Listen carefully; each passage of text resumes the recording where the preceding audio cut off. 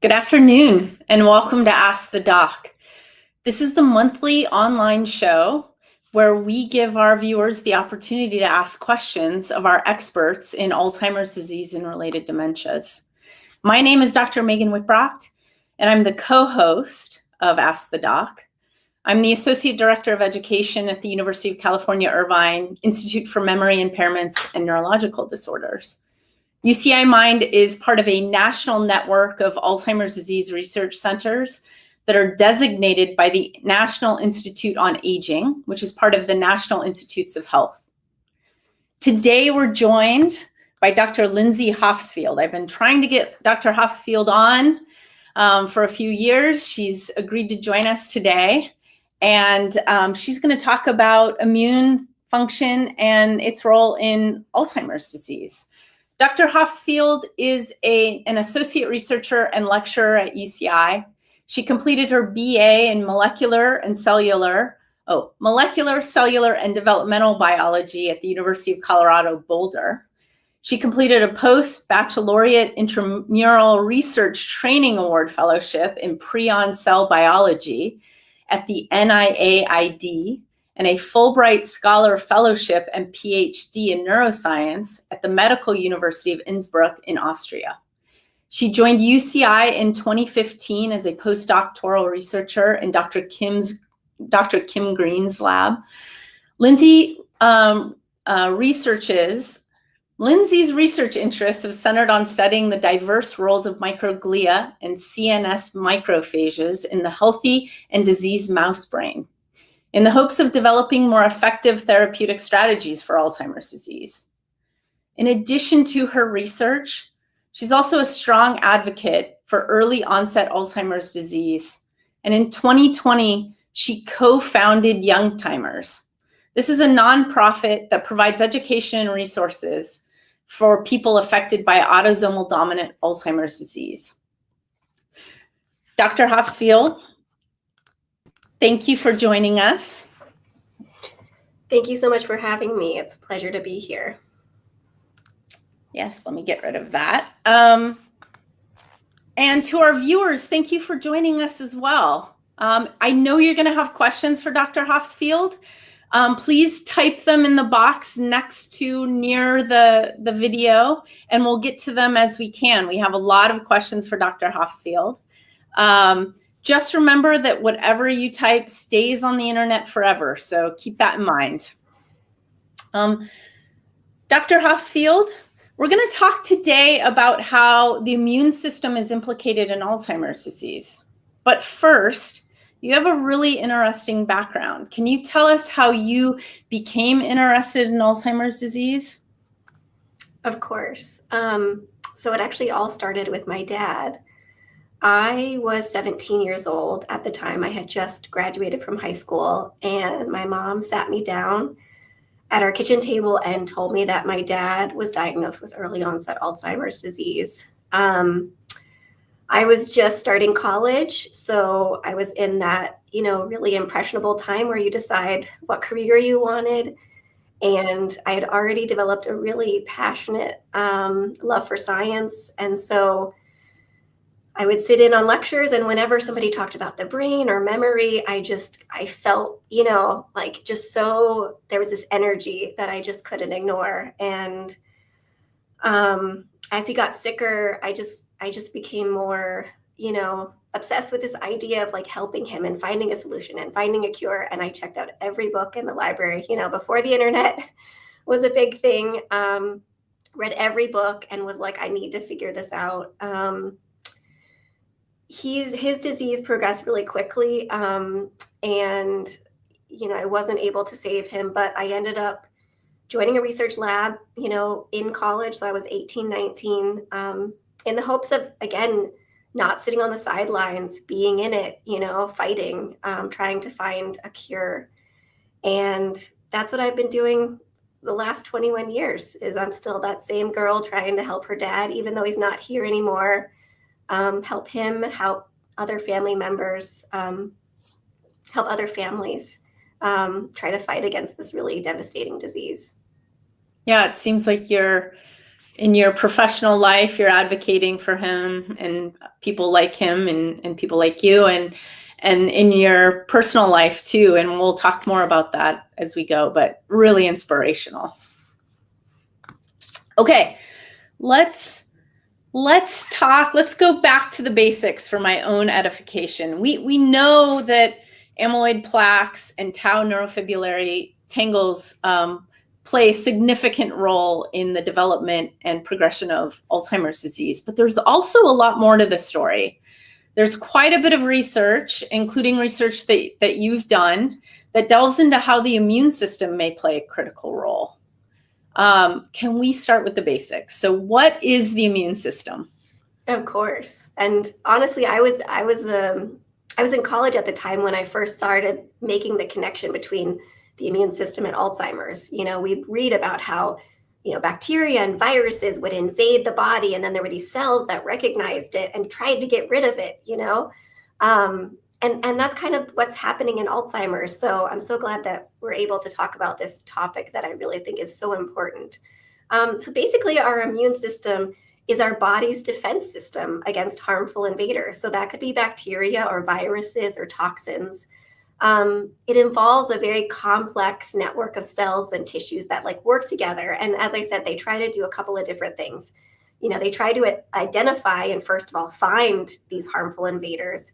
And then they try to get rid of it, right? And then obviously resolve whatever damage occurred, and then just maintain, homeostasis, like balance in the body, right? We don't want tissues to stay inflamed on end. So they also play a role in suppressing inflammation once that invader is gone.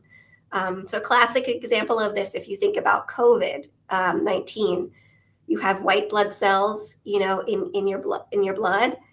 These immune cells detect the virus, so they are able to see it. And that triggers an alarm. They let other cells know there's something here that shouldn't be here. More cells are then recruited to that area.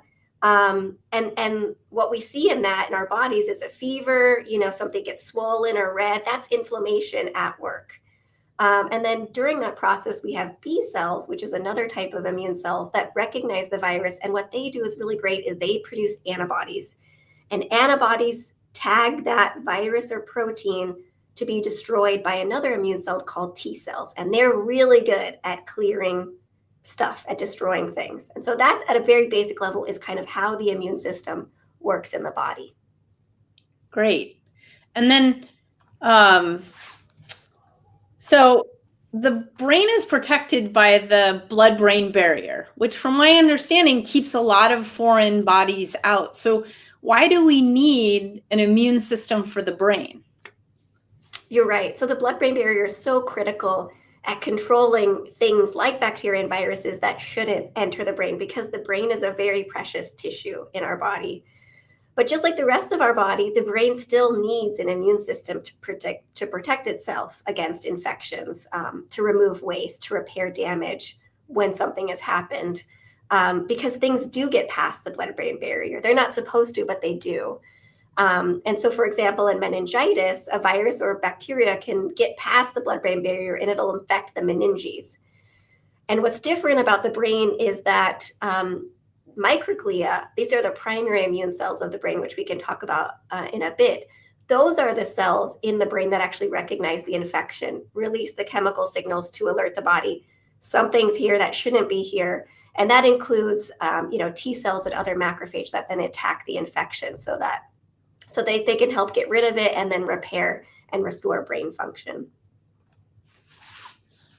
Great. And then will you delve into what those immune cells of the brain are? Yeah, there's a couple of them, but I think the two main ones that would be really important for this audience to be aware of is microglia and astrocytes. So microglia, a lot of people call them like the brain security team or the first responders. I like to think of them as the moms of the brain, because they're constantly kind of, they're like surveying the environment. They're checking, do we have milk? Do we have toilet paper? Like what, somebody has a running nose, like what's going on? They know everything that's going on. And then they recruit help, when they notice something's wrong, like, hey, there's a runny nose, we need to alert the pediatrician. And then once that happens, they're involved in cleaning and clearing debris, which I'm sure a lot of moms know a lot about cleaning. We're all at night cleaning up all those toys. And then repairing damage, and just really important for supporting the health of other brain cells. They play a very supportive role, I would say. So like I said, they're a first line of defense. They're constantly patrolling, making sure what's there. They regulate inflammation. They release cytokines, these chemical signals that control inflammation. They play a really important role in supporting neurons, and they do synaptic pruning. So during development, like, my son's 2 years old and he's learning how to speak. He's got a lot of synapses and a lot of neurons that are connected. You need that when you're first learning all of these big things. But over time, you kind of refine those different synapses. And that's what microglia play a really big role in, is refining some of those circuits and neural connections. And like I mentioned, again, they're really important in clearing waste, so getting rid of toxic proteins, which will be really important when we talk about Alzheimer's. And they also release growth factors, which kind of promote brain cell health and survival.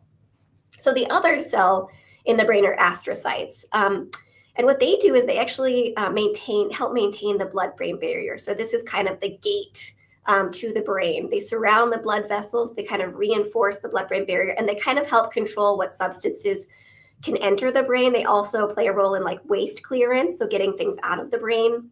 Like microglia, they also regulate inflammation. So they too can detect changes. They can release chemical signals that either promote or suppress inflammation.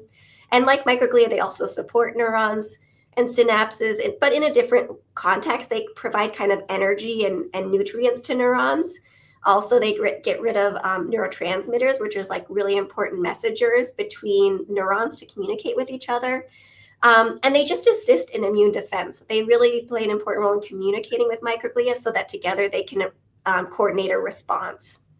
And then the last thing they do is they'll actually form, if there's an injury, they'll form like a scar. It's called a glial scar around the damage to limit that damage so it doesn't spread to the rest of the brain.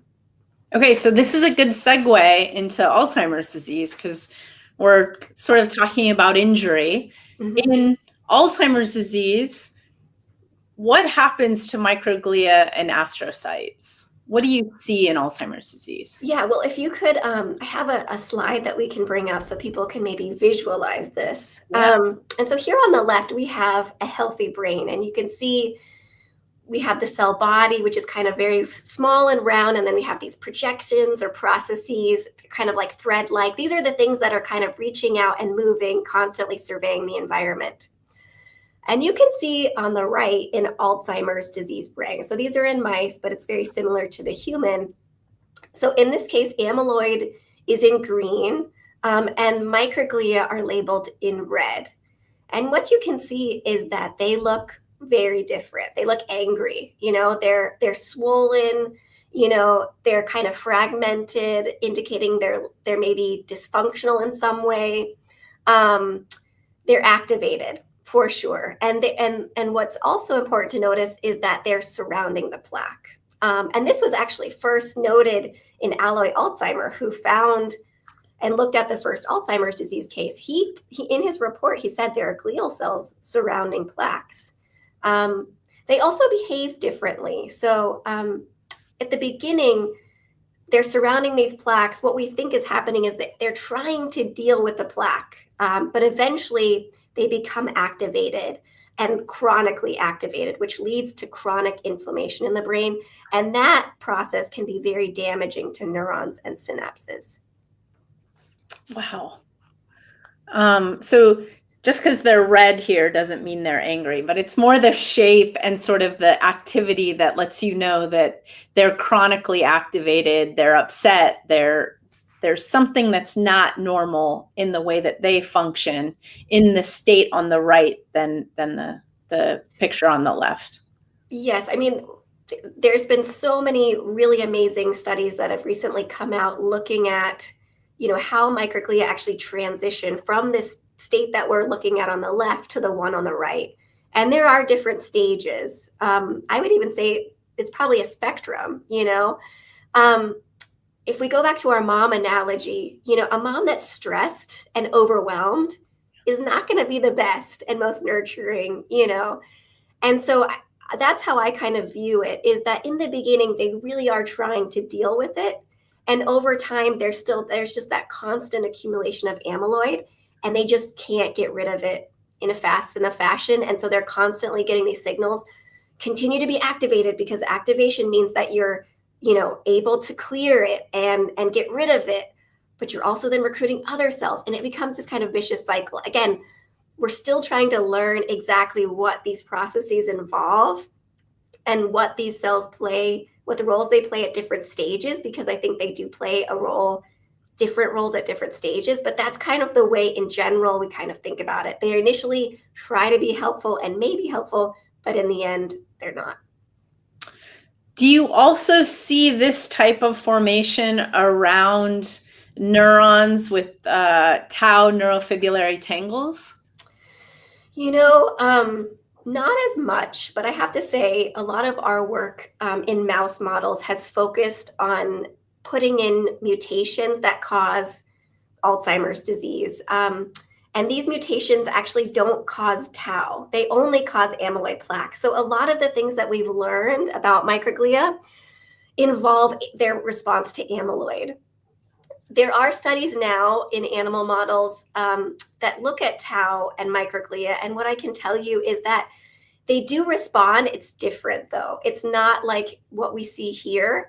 And we're trying as a field to try to untangle that, because it turns out if you have both pathologies present, they're going to act differently than if only tau is present and only amyloid is present. So it gets a little bit complicated, but they do react to it, and they potentially are involved in the accumulation of it and potentially spreading of it.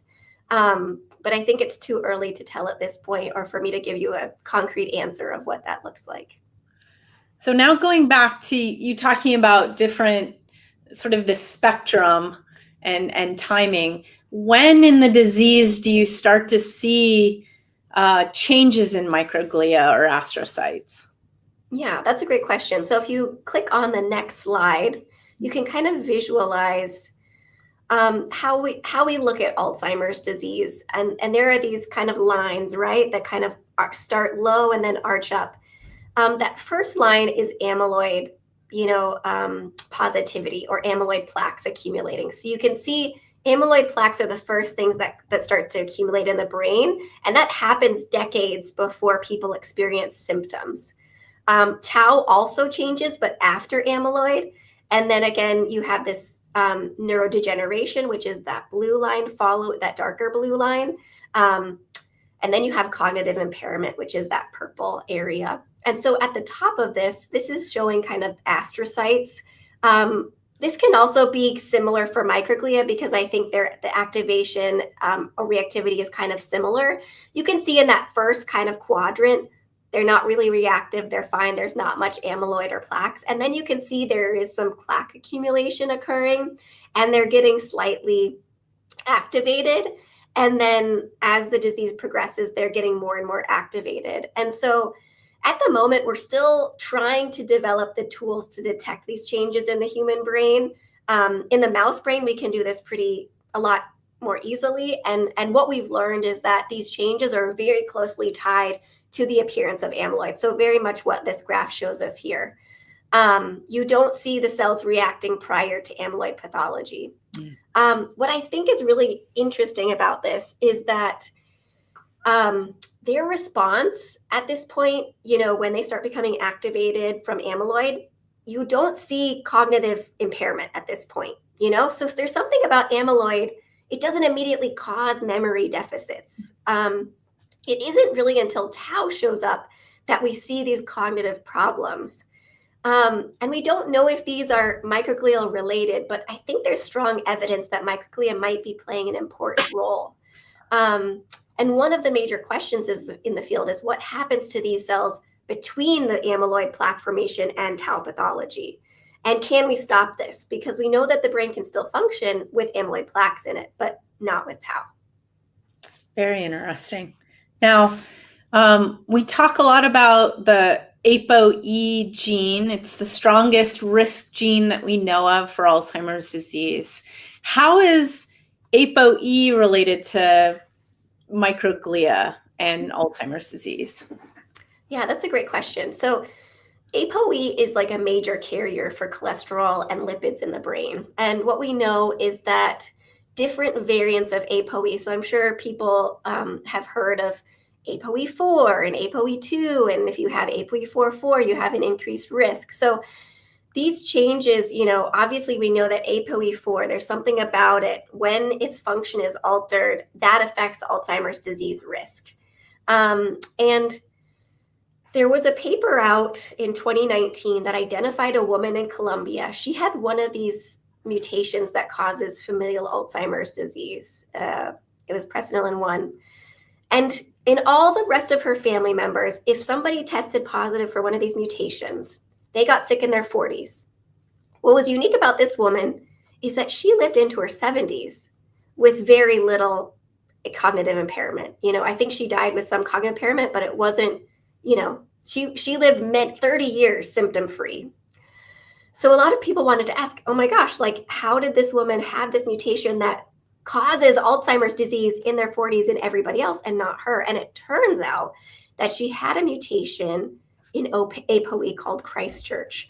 And this is kind of like, again, the fact that people with ApoE4 have an increased risk of Alzheimer's tells us that ApoE is important.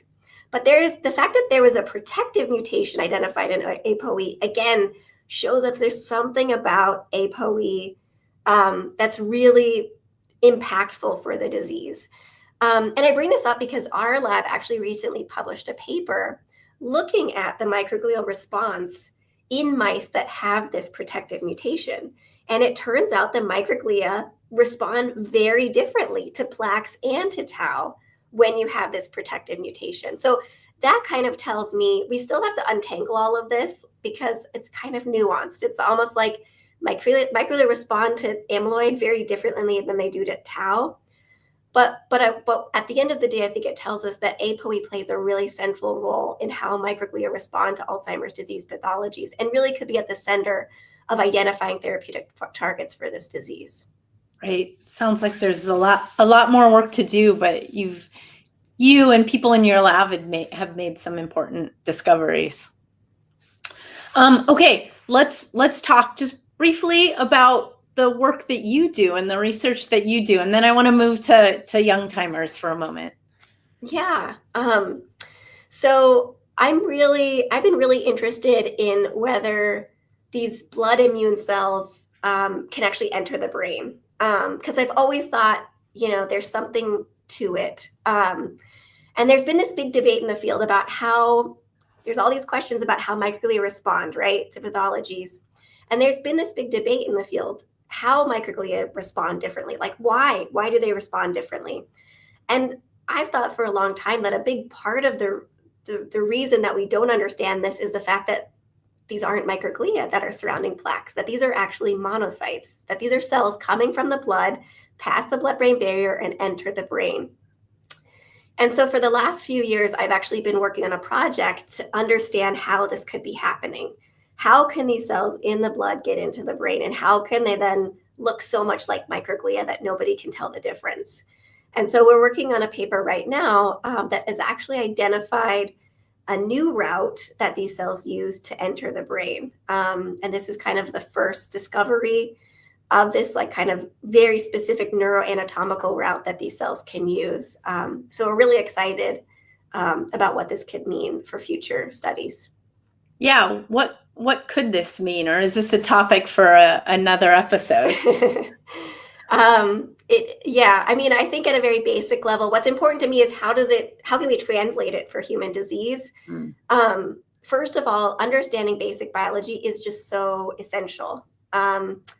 You can't develop a therapy until you fully understand all the working components. And so my work is trying to understand how these cells work normally, and then what happens once you challenge them with the disease. And I think this could be beneficial for disease in a number of ways.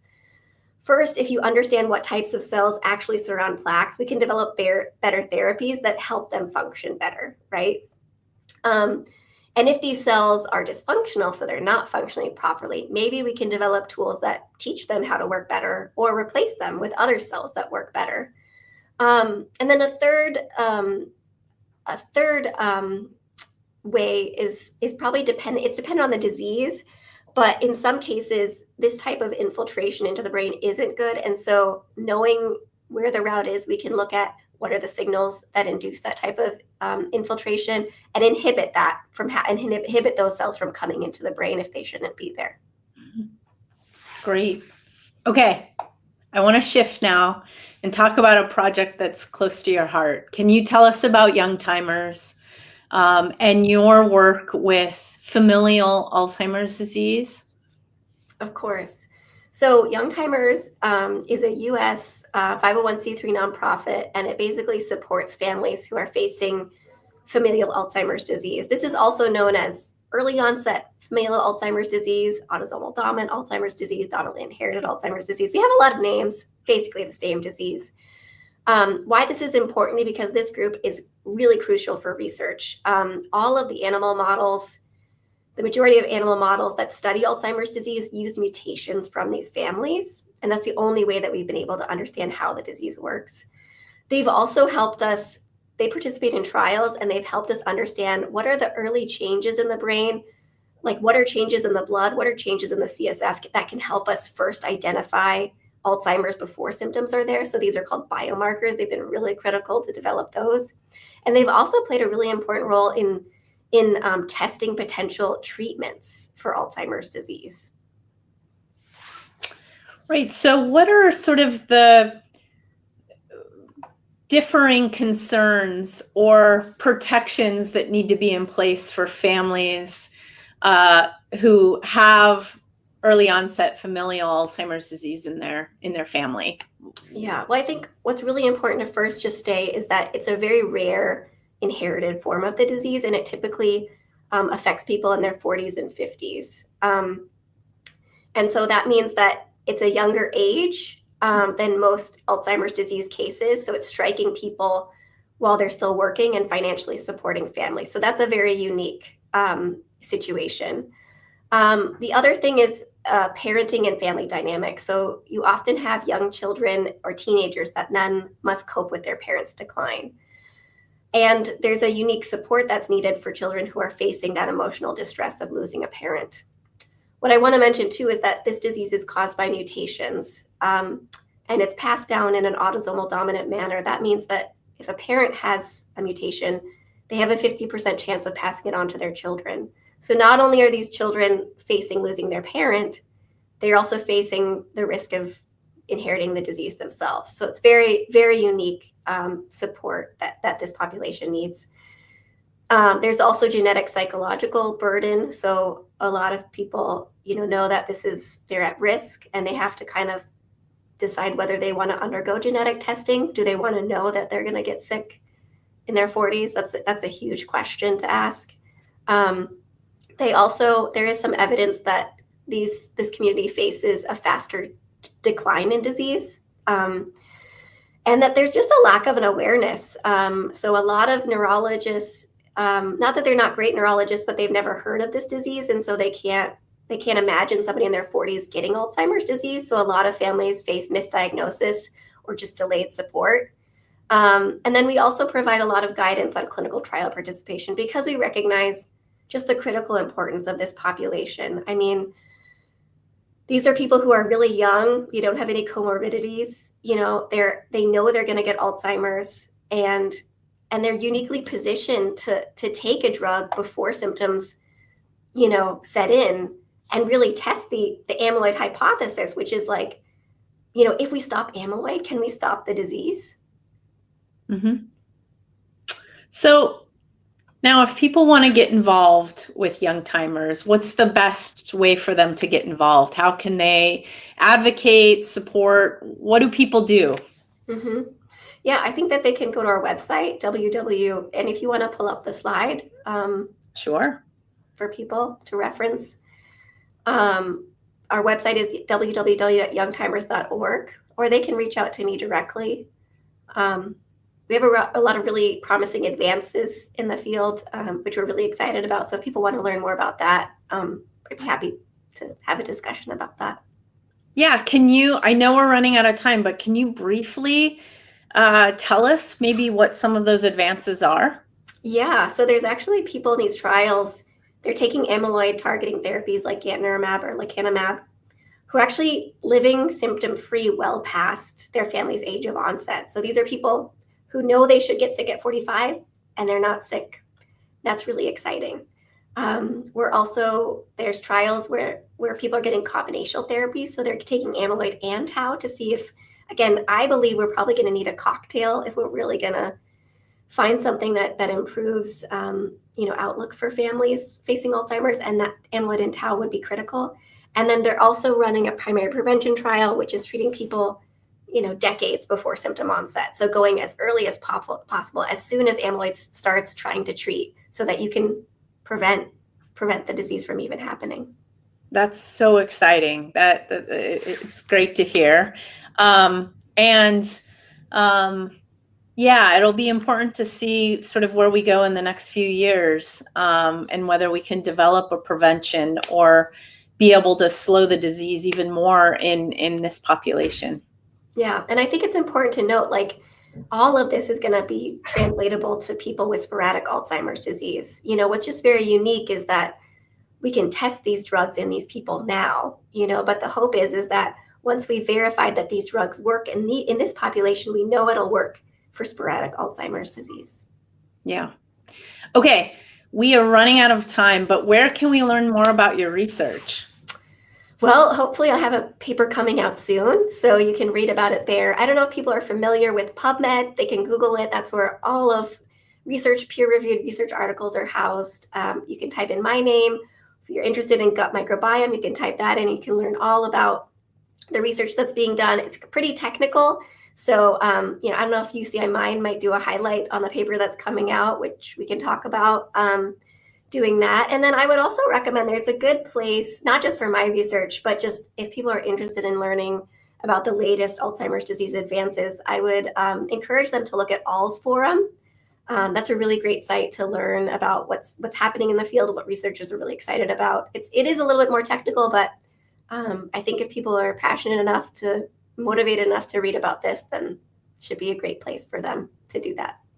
Yes, I'm going to try. If I can figure out the internet, I'm going to try and include some of these links. But yes, we're absolutely going to highlight this paper when it comes out, and maybe have you come on and do a video and talk about your findings.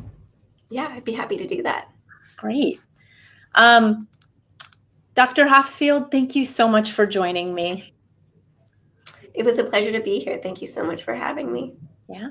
And thank you to our audience for joining us as well. Soon after this program ends, we're going to put it on our website, and it'll stay on YouTube and Facebook, so you can go back and listen to it. And you can reach out to me or Dr. Hofsfield if you have any questions. For content like this, visit mind.uci.edu/mindcast. Next month, we're actually going to be talking with Dr. Jean-Paul Chatarevian, who's going to advance our discussion on this topic, immune function, but as it relates to therapeutic targets for brain disease. If you're interested in getting involved in research, visit our website. We have several studies that are recruiting. And then the best way to get involved is by joining UCI Consent to Contact Registry. This is a way to learn more about research that's recruiting. And yes, visit Mindcast for information like this. Until next month, we'll see you. Hope that you all have a wonderful day.